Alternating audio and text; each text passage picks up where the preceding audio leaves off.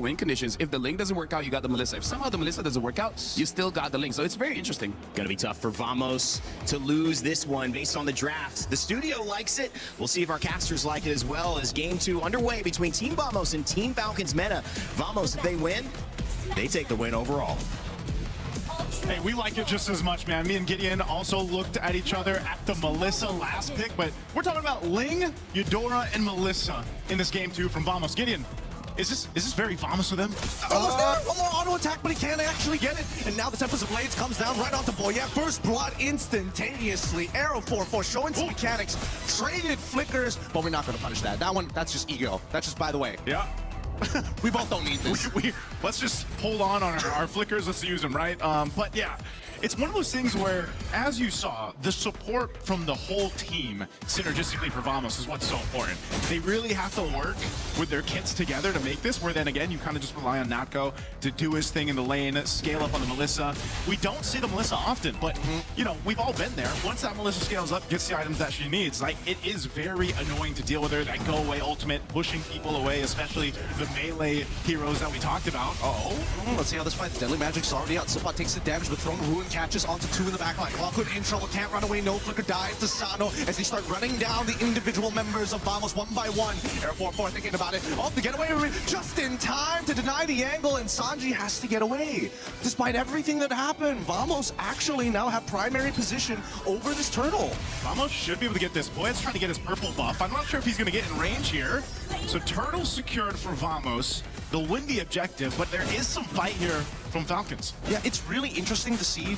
Again, especially, I'm curious about what Natko is going to go for his build, because he is doing phenomenal in this lane, like really surprisingly well. I would have imagined. He's going to be back up, but they'll try to blitz this. Oh, Troll right immediately on top of Clockwood, even though he had some peel, it's just not good enough with Throne of Ruin on top of him. Air 4-4 now cannot join this fight. He's thinking about trying to go for the steal, but he's getting blasted between the walls in midair. Now Tempest of Blades already up, looking for a trade off the Sano's side. The kick already came back up, and immediately Natko gets punished for it. They're looking for anything, but unfortunately the timings are all wrong. Somebody getting dove by 4 underneath the turret on Esme, and finally Cuffman secures that kill. Phenomenal fight there from Team Falcons, and I don't know. To get out of some pretty tight situations, the more reliable spell usually is supposed to be Purify, but at the same time, that makes you a susceptible target. Everybody is going to target you as soon as your abilities are down. And that should be said about everything, because now with quick rotations here, Sano should be able to take this top tier 1 without much congestion.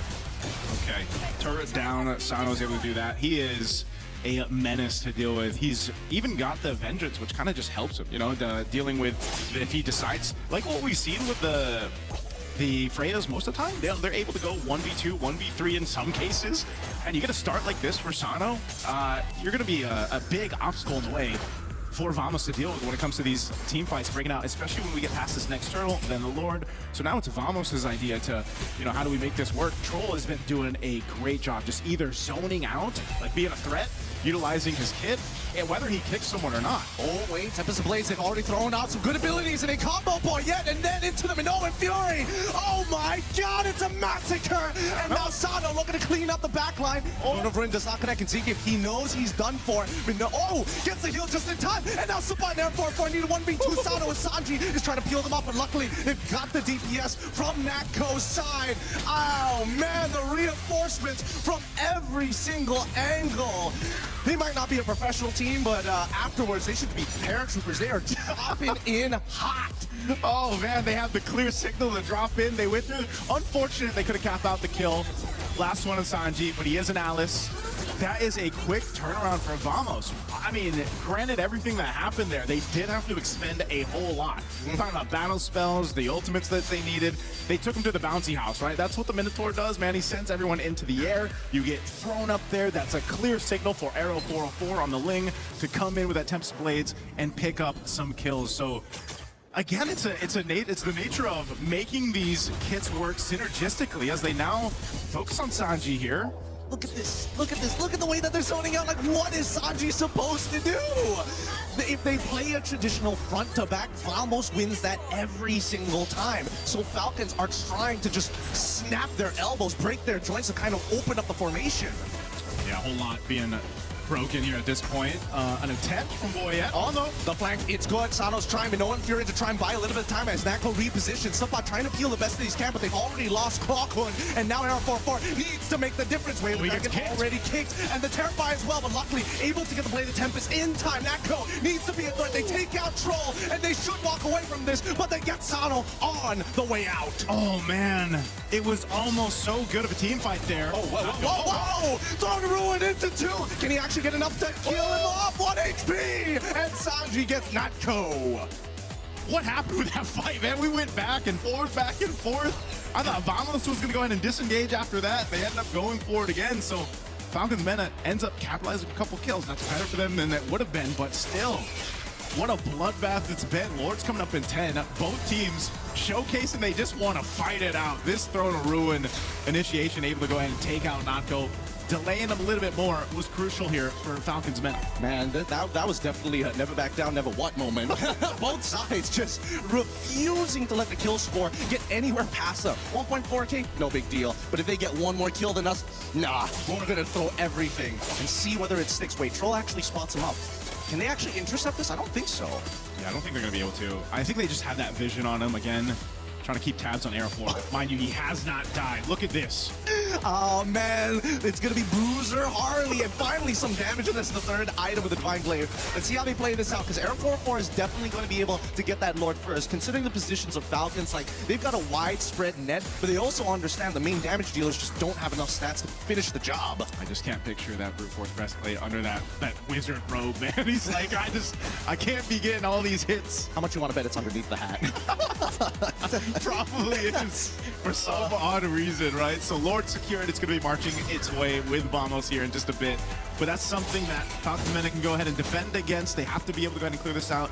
Do they have decent clear? I think that's the big question. When you look at the heroes they have, how long can they clear out ways and defend? Maybe this one's fine. You know, first Lord push, they will lose some tier 2 turrets.